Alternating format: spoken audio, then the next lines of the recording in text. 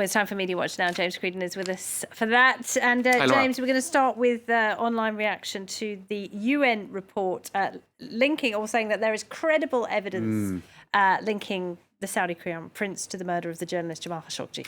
Lots of reactions to that. We've been on our own network, of course, interviewing lots of people today on it as well, including the author of the report who spoke to us earlier, Agnès Calamar. The responsibility of Saudi Arabia is engaged. She said the people directly implicated in the murder reported to the Crown Prince Mohammed bin Salman. The report went on to say that simply it notes that every expert consulted says it is inconceivable the Crown Prince wasn't at least aware of the operation. The Washington Post, the newspaper he worked for, talking here about the bargain that has been struck between Donald Trump and Saudi Arabia, looking past all of the grisly details that this new report does not look past. In other words, this is making many people face up to the reality of this, and so that particular piece in the Washington Post by Aaron Blake is saying, look, this is an ugly bargain that has been struck, and this needs to be reviewed. The details are pretty horrific. 13 minutes before Khashoggi arrived at the consulate in Istanbul, Saudi agents were on tape discussing how they would dismember his body, and of course, what this report is establishing is that all of these people reported back to the Crown Prince in some way, shape, or form. You have another journalist here, former colleague at the Washington Post, Amy Klobuchar, saying there's no confusion here. There's no moral equivocation. This is actually a US US senator. That's right. Excuse me, I'm confusing tweets. There's no confusion here, no moral equivocation. Khashoggi was the target of a deliberate, premeditated execution, and the Saudi government must be held accountable at the highest level. Here is that reaction from a colleague at the Washington Post. It's been more than 8 months, and I still have to steel myself to reflect on his cruel fate. She's grateful to Agnès Calamar's efforts, but sad and angry again for his loss. The International Federation of Journalists chime in as well, saying justice must be done. We join the call for an independent and impartial inquiry. Reactions too from across the Arab world. This tweet here: the UN reputation is at stake here. They must take swift action against this brutality. This is the Saudi Foreign Minister saying nothing new here. The reporter of the Human Rights Council reiterates its non-binding report, what was published and circulated in the media. In other words, this is nothing new. There were one or two... Nothing to see here, move on. That's right. A couple of critical comments. I'll just read one of them.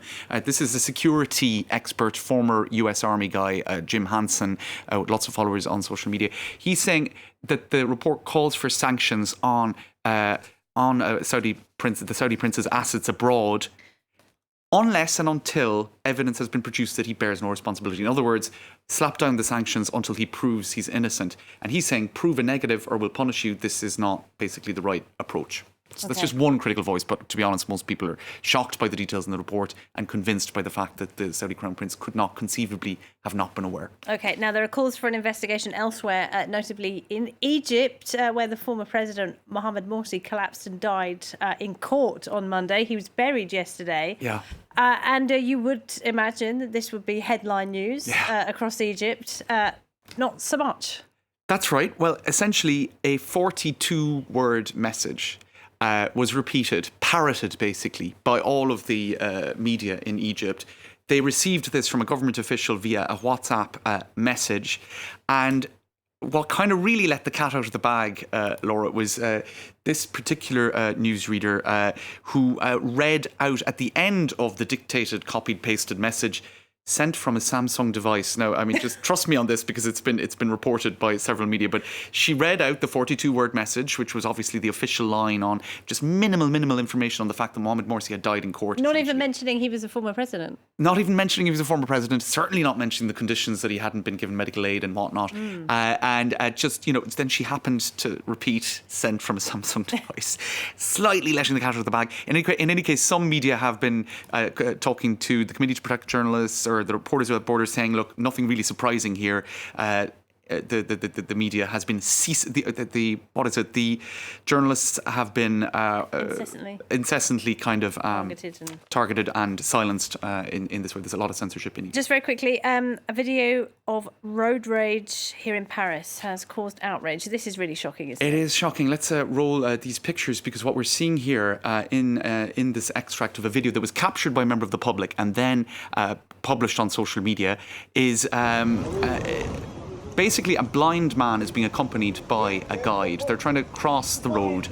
The car, I think we might On the crossing. we would have missed this, but basically he had the right of way. Right, That's the driver in the light jacket, right? The driver came out of his car and started beating the man who had protested at the fact that this guy had driven through a pedestrian crossing. Nearly knocked him over. I'll show you here on Le Parisien's website maybe the beginning of that sequence, because it is quite shocking what happened.